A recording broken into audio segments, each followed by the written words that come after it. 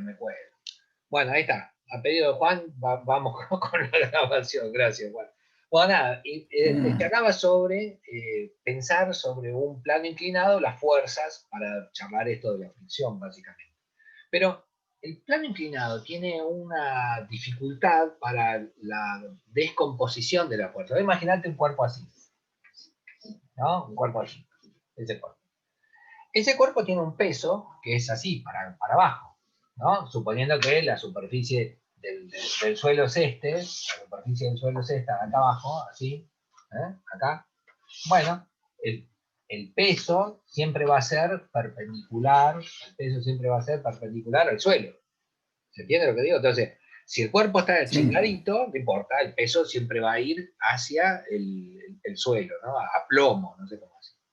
¿Qué significa que el cuerpo esté chingadito? Bueno, que el cuerpo no necesariamente está apoyado acá, así, sobre el plano horizontal, sino que lo imagino apoyado sobre un plano inclinado. Eso es un plano inclinado, es una tabla puesta de costado y vos tenés el cuerpo apoyado así. Entonces, en esa tabla puesta de costado, con el cuerpo así, el peso sigue siendo para abajo. Sin embargo, ese peso, ¿no? Si vos lo imaginás en un plano inclinado, no sé, así, ¿no? Cachivache lo ves ahí. Ese sería nuestro plano inclinado. Ahí. Bueno, ahí. Bueno, ese sería nuestro plano inclinado. Este sería el suelo que lo tengo como referencia y solamente para indicar que el peso iría perpendicular al suelo. Ahora, es el peso de ese cuerpo el que en definitiva va a generar dos efectos simultáneamente. Por un lado, el cuerpo se desplaza por el plano en virtud de su peso. Solo que no este valor para el peso, sino un componente del peso en la dirección del plano. Entonces, imagino acá un sistema así. No sé si lo alcanzan a ver ese último sistema. A ver si lo puedo dibujar con algún otro color. Imagino un sistema así, ¿ves? Pasa por acá, ¿sí? Y a la vez tiene un eje perpendicular acá, así, ¿ves? No sé si lo ves ahí. Lo borré y lo puse en el punto de aplicación de la fuerza peso. Sí, se ve. Tiene un eje para acá, que sería el eje X, y un eje para acá, que lo veo como eje Y. Para conservar esas ideas que habíamos dicho antes, que si lo estoy pensando perpendicular al suelo, lo considero como, no sé, vertical, lo identifico con la letra Y. Y en cambio, si lo estoy pensando sobre la horizontal, bueno, lo represento con la letra X, ¿no? En ese sistema cartesiano, digamos. Entonces, en ese sistema cartesiano, esta fuerza, que yo la había trazado por ahí, tiene un componente para abajo, ¿eh? Un componente para abajo de la fuerza peso. Este es el peso. ¿Sí? Así que acá tiene un componente para abajo que lo puedo pensar como el peso en la dirección de X. Ese componente del peso, que como ves acá me queda un triángulo rectángulo también, ¿eh? ¿Por qué? Porque son perpendiculares los dos ejes, ¿sí? Entonces acá tiene un triángulo rectángulo. Bueno, entonces, ese componente del peso va a tender a acelerar el cuerpo para abajo. ¿Está bien? No es el peso, sino un componente del peso. El componente del peso en la dirección del plano. Esa va a ser la fuerza que lo acelere para abajo. Ahora, también ese peso va a tener un componente para acá. Para acá. ¿Sí? Este componente para acá, que debería formar un cuadrado, no sé si lo ven, este componente para acá es el peso, pero en la dirección de Y. ¿Está? Es el peso en la dirección de Y. Este peso va a tener una reacción del plano para arriba, que es la fuerza normal. ¿Sí? Y el componente del peso X, no está compensado. Por eso este lo acelera, tira para abajo. Este lo empujan contra el plano y esta es la resistencia del plano. De nuevo, el peso I y la normal están equilibradas. ¿Sí? No se hunde en el plano, ni el plano lo empuja para afuera. Están equilibradas. La fuerza que no está equilibrada es esta, el peso en X. Y es la razón por la cual el cuerpo se acelera por el plano, ¿sí? Para abajo. La única resistencia que yo puedo tener a todo esto es la fricción entre el plano y el cuerpo. Y esa fricción va a ser en sentido contrario. La fricción sería para arriba. Si hubiese fricción, si la estoy considerando, bueno, voy a tener una fricción en sentido contrario. Pero como ven, es ese gráfico, ¿cómo se dice? Ese sistema sin cuerpo, ¿cómo se llama? No me sale el nombre de ese sistema sin cuerpo. Bueno, nada, en vez de estar así horizontal, está así. El diagrama de cuerpo libre, ese sistema sin cuerpo, que le quiero decir. El diagrama de cuerpo libre, en vez de ser pensado así, es un cachivache puesto así. Esa sería la historieta de esto. Ahora bien,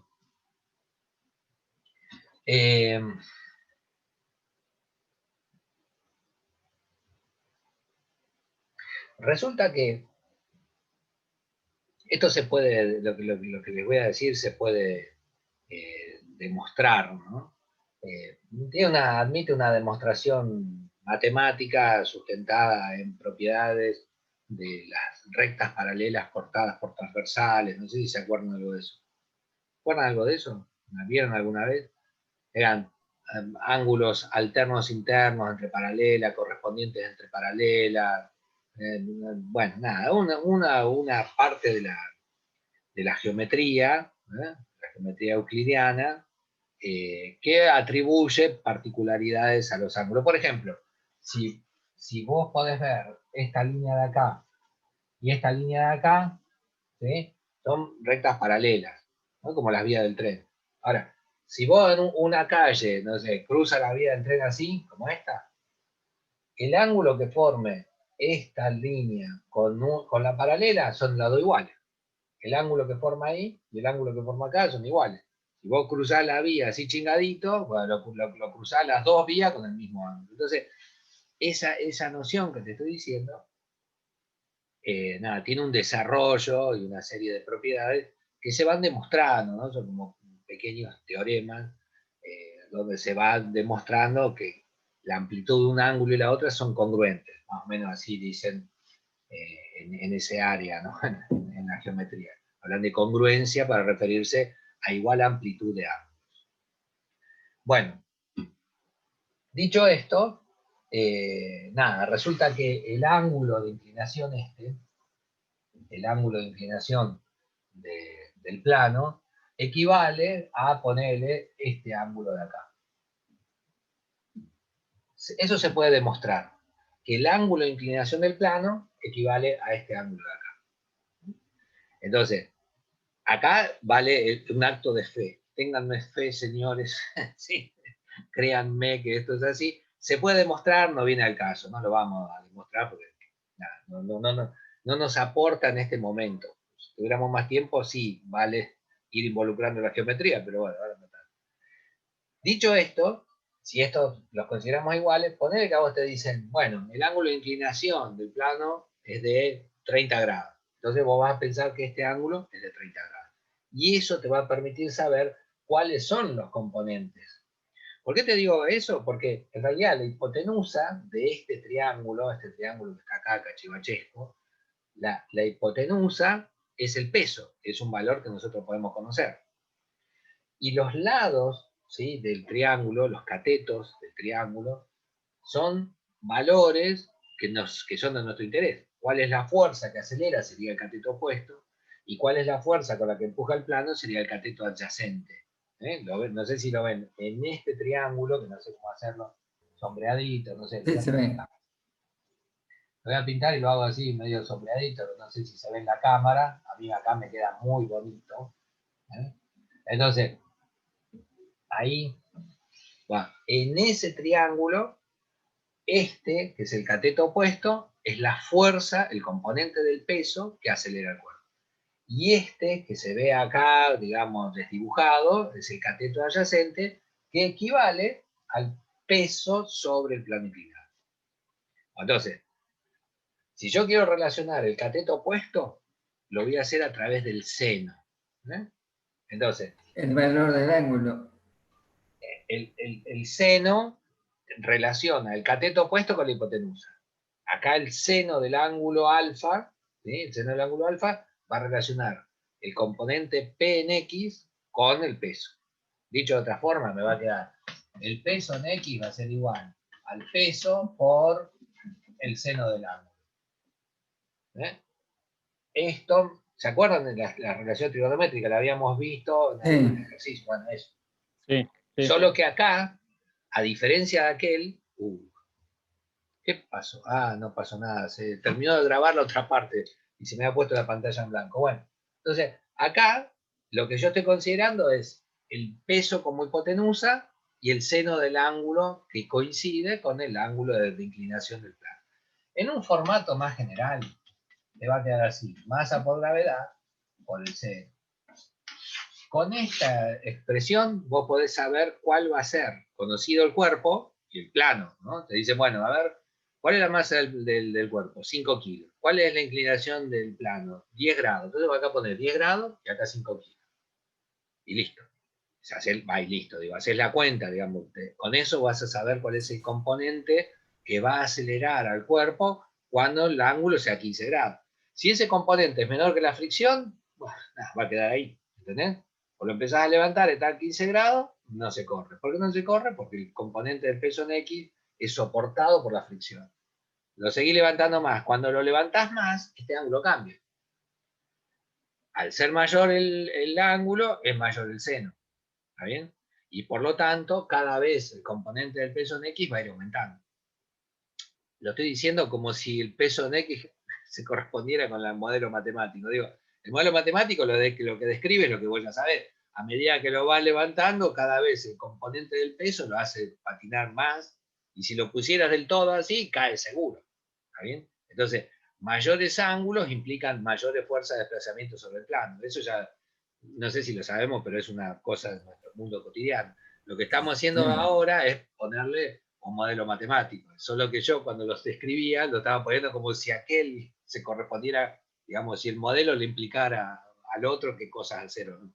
Bueno, eso en relación al componente en X. Y el componente en Y va a ser, como decíamos antes, bueno, de nuevo, el peso por el coseno. Porque el componente en Y es este. ¿Sí? Este lado, que es el cateto adyacente. ¿Sí? Este y este valen lo mismo porque son lados opuestos de un cuadrado, ¿no? De un rectángulo. Lados opuestos de un paralelogramo. Digamos. Bueno, entonces, este valor, ¿sí? Es igual que este. Y por lo tanto, se relaciona con el adyacente. La relación entre la hipotenusa y el adyacente de un triángulo se llama coseno. Por eso aparece acá. ¿No? Coseno. Entonces, bien. el componente, acá no es X, es Y. El componente en Y va a ser igual a la masa, la gravedad, coseno.